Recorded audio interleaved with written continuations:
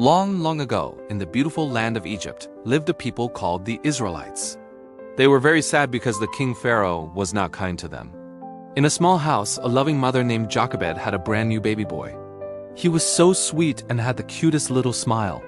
But she was worried because Pharaoh had made a very mean rule. So she came up with a brave plan to keep her baby safe. She took a basket and wove it tightly, making it waterproof with special sticky tar.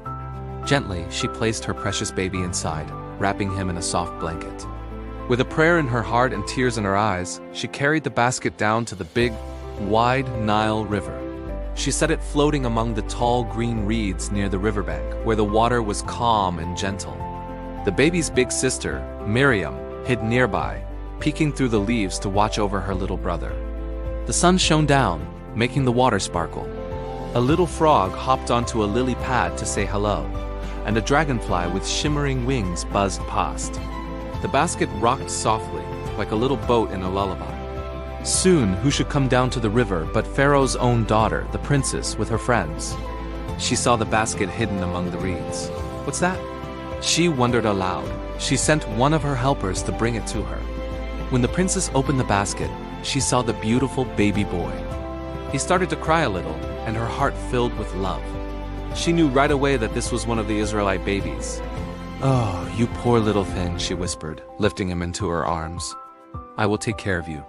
Miriam bravely stepped out from her hiding spot.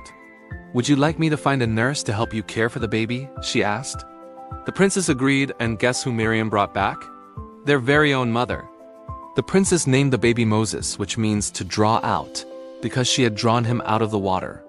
So Moses grew up in the palace, a prince of Egypt. He had the finest clothes and learned all about being a prince. But he never forgot that he was an Israelite. He saw how his people were treated, and it made his heart heavy. One day, when he was a grown man, he saw an Egyptian being cruel to an Israelite. Moses became very angry and tried to help, but things went terribly wrong, and he had to run away from Egypt, all the way to a faraway land called Midian. In Midian, Moses became a shepherd. He spent his days watching over fluffy sheep, leading them to green grass and cool water. He lived a quiet life and got married to a kind woman named Zipporah. Years and years went by. One day, Moses was on a big mountain called Mount Horeb when he saw something amazing. A bush was on fire, but it wasn't burning up. The leaves weren't turning to ash, and the branches weren't getting smaller. It just glowed with a warm, bright light. Moses walked closer to see this incredible sight.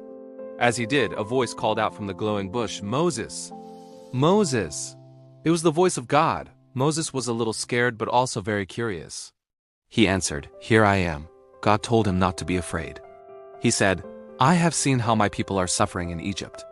I have heard their cries. I want you to go back to Pharaoh and lead my people out of Egypt to a wonderful new land, a land flowing with milk and honey." Moses was worried. "Me?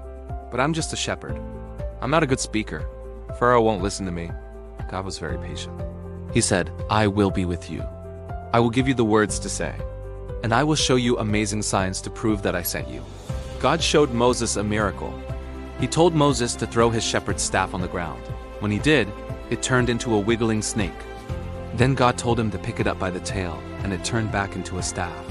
God promised that Moses' brother, Aaron, would help him speak. With God's promise in his heart, Moses felt a surge of courage. He said goodbye to his family in Midian and started the long journey back to Egypt. Moses and Aaron went to Pharaoh, just as God had told them. "The God of the Israelites says, 'Let my people go,'" Moses declared bravely. But Pharaoh had a hard heart. He laughed and said, "No, why should I? I am the king here." So God helped Moses perform incredible signs and wonders, called plagues, to show Pharaoh his power. The river turned red, frogs hopped everywhere, and darkness covered the land. But Pharaoh still refused to listen. Finally, after the last and saddest plague, Pharaoh's heart broke, and he shouted, "Go! Take your people and leave Egypt now." The Israelites were overjoyed. They'd packed their things in a hurry so fast that they didn't even have time to let their bread rise. They left their homes and began their journey to freedom. But as soon as they were gone, Pharaoh changed his mind again. He gathered his army, his fastest chariots, and his best soldiers and chased after them. The Israelites reached the edge of a huge sea, the Red Sea. When they looked back, they saw the dust from Pharaoh's army getting closer and closer. They were trapped. The sea was in front of them, and the angry army was behind them. The people were terrified. "What do we do now, Moses?" they cried. Moses stood tall and raised his voice. "Do not be afraid. Stand firm, and you will see the great rescue the Lord will perform for you today." Then God told Moses, "Lift up your staff and stretch your hand over the sea to divide the water." Moses did exactly as God said. He stretched his staff out over the churning water, and then the most amazing thing happened. A strong wind began to blow, and the waters of the Red Sea split in two. The water piled up on the left and on the right, like two giant shimmering blue walls.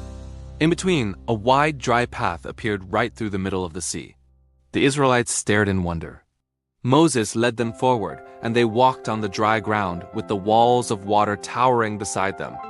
Fish swam by, looking at them through the watery walls. It was a miracle. Men, women, children, and all their animals walked safely across to the other side. When the last Israelite was safe, Moses looked back. Pharaoh's army was foolishly charging down the same path, trying to catch them. God told Moses, "Stretch out your hand over the sea again."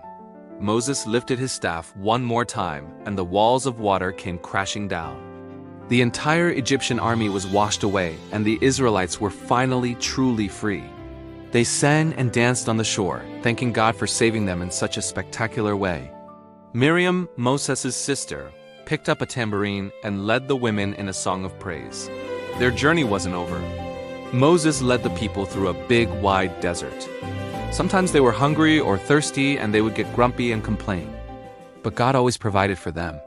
He sent them sweet bread from heaven called manna and made water flow from a rock. On a big mountain called Mount Sinai, God gave Moses 10 special rules to help the people live together in a good and kind way. These were the 10 Commandments, rules about loving God and loving each other.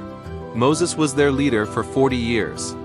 He was patient and kind, always talking to God and guiding the people with faith and love. He taught them to trust in God, even when things were hard. He reminded them of the amazing miracles God had done for them, from the basket in the river to the path through the sea. Moses' story teaches us that even when we feel small or scared, God can use us to do great things. He is always with us, guiding us and protecting us, just like he was with Moses. Thanks for watching our story today. If you liked it, don't forget to give it a thumbs up and subscribe for more amazing stories. See you next time.